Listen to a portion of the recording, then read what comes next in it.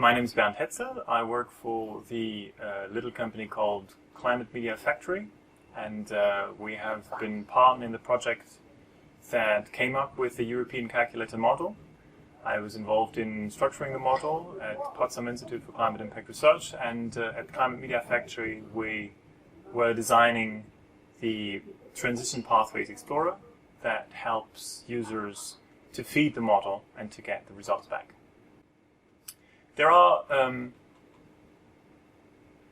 very different models around, energy system models, models that tackle specific sectors and are very detailed in them, economic models.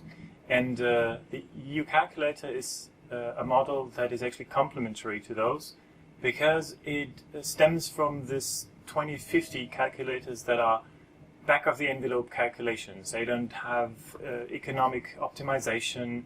They actually start with what the future could be like, and in that sense they make the policymaker or the user of the tool the designer of the future.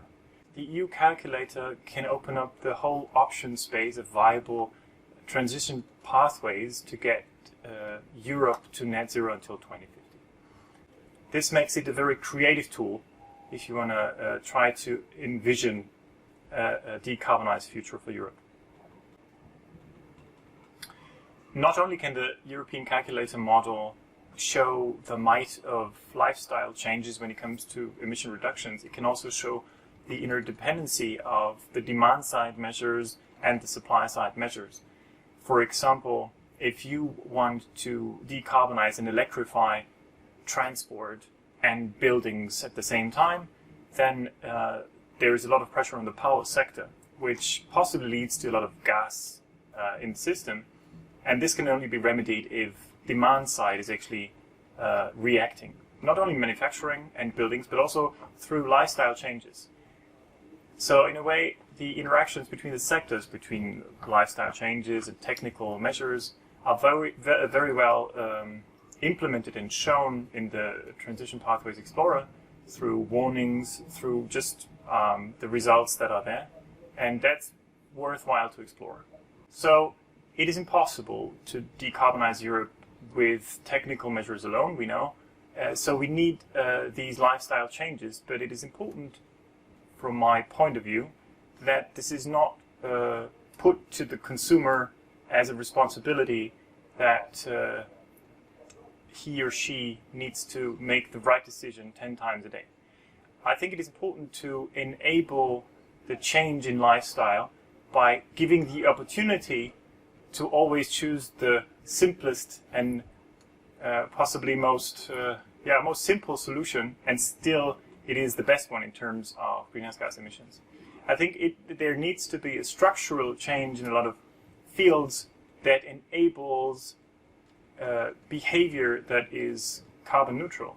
And I don't believe that we should wait for everybody to decide every day to do the right thing. In our institute, for example, we try to turn around the argumentation. If you go for a meeting and want to go far, most of the people go by plane.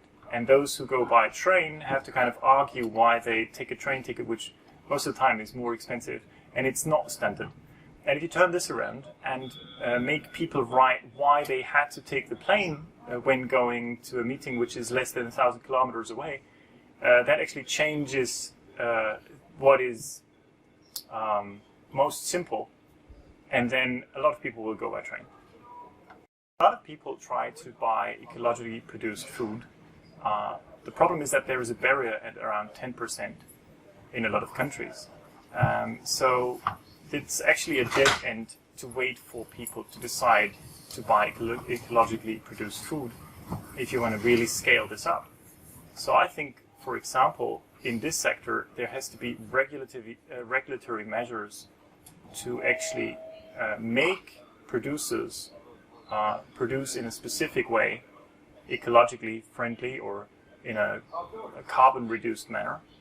And if 100% of the food is produced this way, and this is made possible if dietary changes are implemented also, then these types of food are not very much more expensive, and everybody can actually pay for it without big problems, I think. I'm actually quite proud of the Mind 2050 pictures that we've made just recently in Berlin. It was great fun to think about what kind of objects would represent the different sectors and how the future would look like, and make this as a toy system. And I hope that a lot of people that possibly do not have enough time or want to be entertained are using the more simple version of the tool called My Europe in 2050. Since the model is very instructional and simple to understand in a way, it's a back-of-the-envelope calculation made a little bit more complicated and detailed. I think it's a perfect tool to engage a lot of people that are non-modelers, that try to find solutions for the decarbonization challenge and imagine the future of Europe until 2050. So I think what is important is that a lot of people get to know about the model and try it out themselves, and with that can enter the debate. How should we go with the decarbonization until 2050? What kind of future do we want? So use it and contribute.